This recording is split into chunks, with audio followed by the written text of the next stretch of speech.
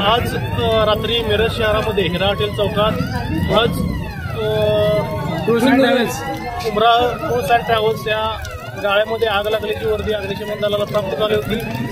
अग्निशमन दला या 2 गाड्या तात्काळ घटनास्थळी पोहोचून आग संपूर्ण विझवली आहे। सदरचा गाळा दुकान मालकांनी 6 महिन्यापासून बंद असल्याचं सांगितलेलं आहे।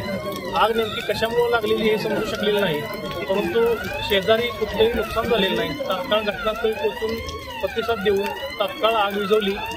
येथील नागरिकांची तसेच शहर पोलीस ठाण्याकडील स्टाफ सकट या ठिकाणी उपस्थित होता। आगीमध्ये कोणीही जखमी नाही। 2 गाड्या आल्या होत्या।